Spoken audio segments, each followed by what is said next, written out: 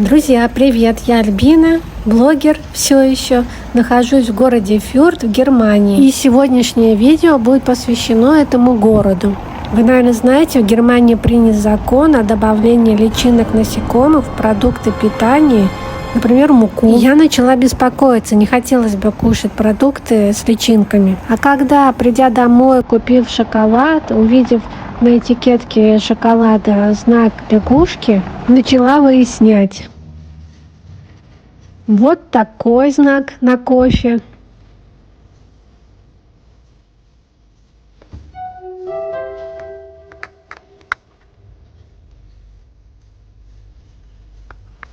На кофе Нескафе такого знака нет. И на кофе в зернах фирмы Беларом тоже есть этот знак. И думала, как в зерна добавляют личинки. И на вафлях. И на батончиках. И на шоколаде. Так что это? А оказывается, наоборот, это знак качества экологически чистых продуктов. Трущобы Нюрнберга. Да-да-да-да. И кажется, здесь живут, потому что горит свет, почтовые ящики с фамилиями. Балкон вот-вот провалится.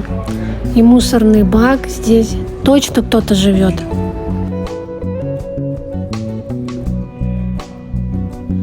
А мы гуляем по, скажем так, итальянской улице в Фюрте. Здесь много итальянских кафе, разговорные речи итальянской, и живут здесь итальянские семьи. И такие дома называют дома с рыбьей чешуей. Не правда ли похоже? Дома действительно старинные. Я вам уже ранее говорила, что в 1945 году Фюрта не бомбили, поэтому здания сохранились.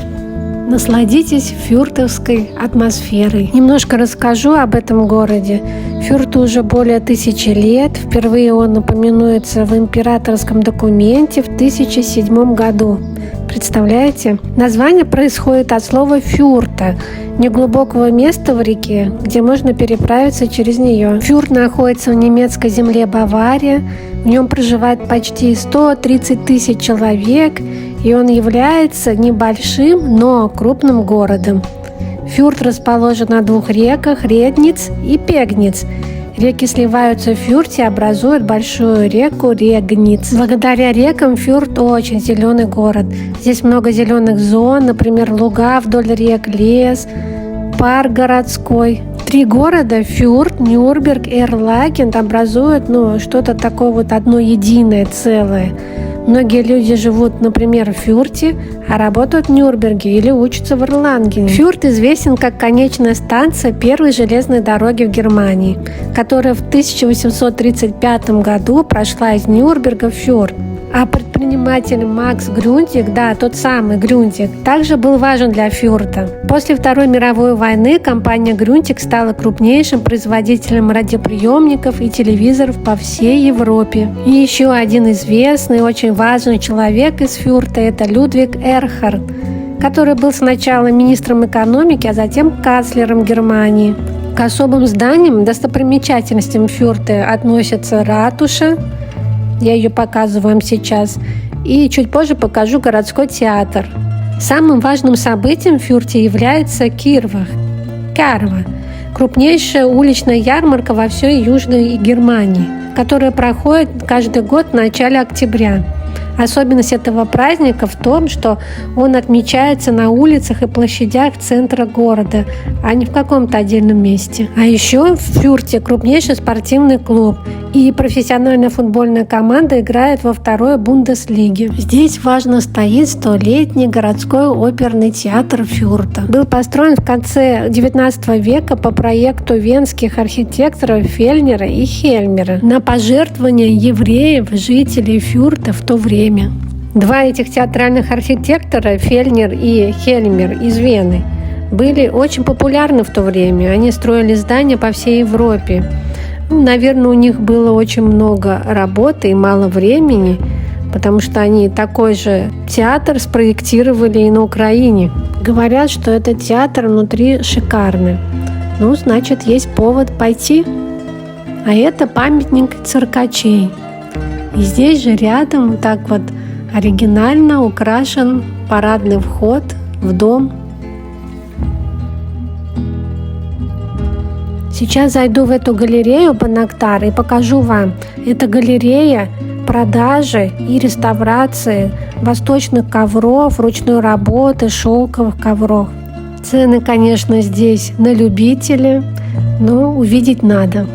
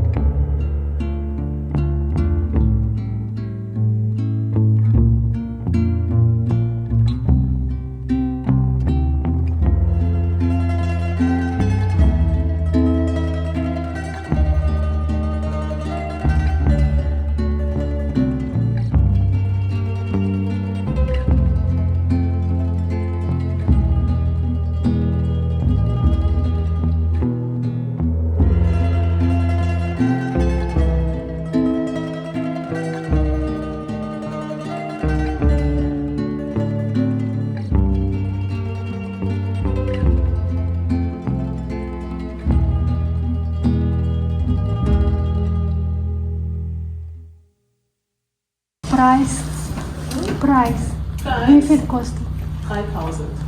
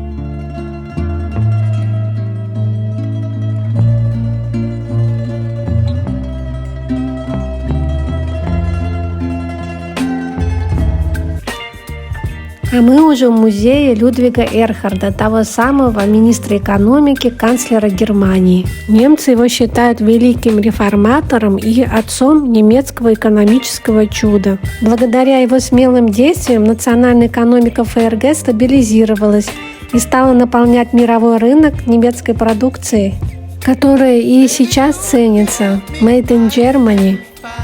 Кому интересна эта тема, можете в Фюрте прийти в музей. Здесь есть книги его, история, на втором этаже отдельный зал есть. Кстати, при нем была и денежная реформа. Рейхсмарки заменили на дойчмарки.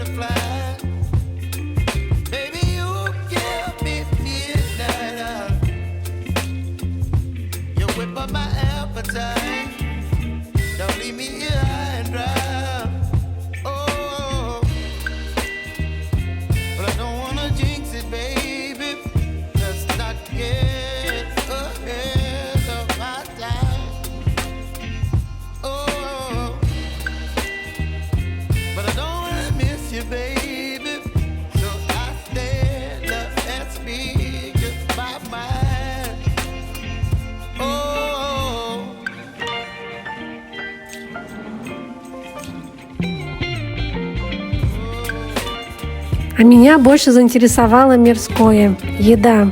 Напротив музея есть кафе, владельцами которого были родители канцлера, а затем этим кафе управляла его жена Луиза. Кафе так и называется – Луиза. В отдельном видео расскажу вам про это кафе и покажу.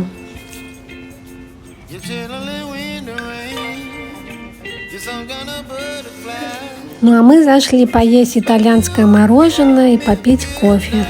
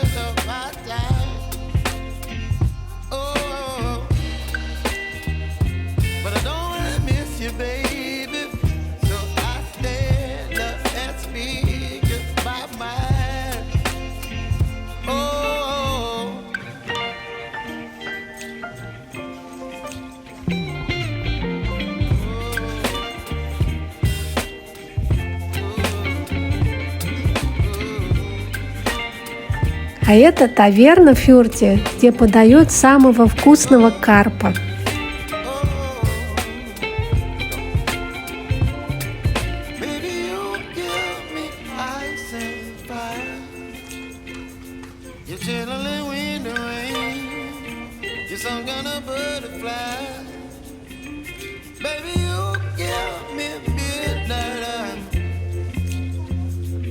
Whip up my appetite.